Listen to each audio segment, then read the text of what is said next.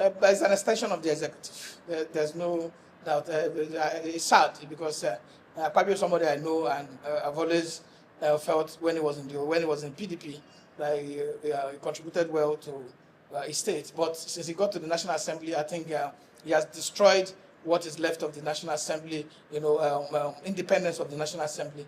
He has collapsed the institution there to become like a state executive affair, because it's under his watch that I found out that it has made the National Assembly that's supposed to be a very respected chamber, that is supposed to be a collective representative of our people, because it's not meant to represent the interest of a party.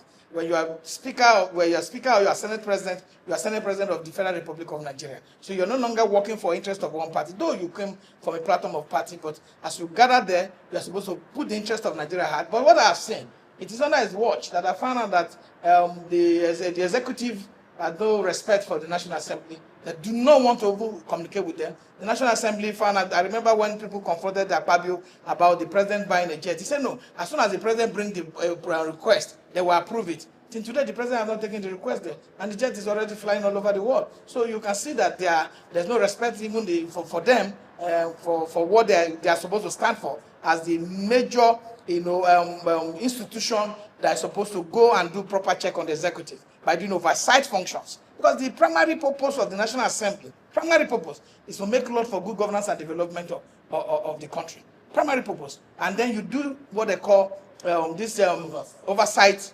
work by making sure that whatever budget that is brought before you aligns with the reality of our time.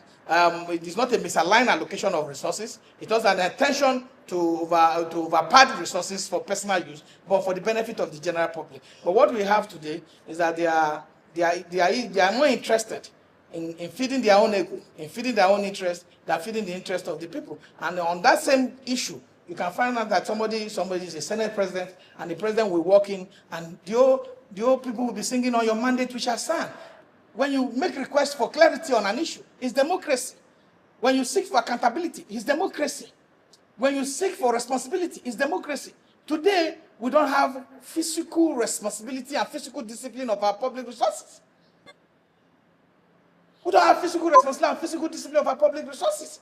And the man is at the Senate who was elected by his people from his district. A man at his House of Reps who was elected by his people from his constituency is telling me that I do not expect him to fight the president. Right.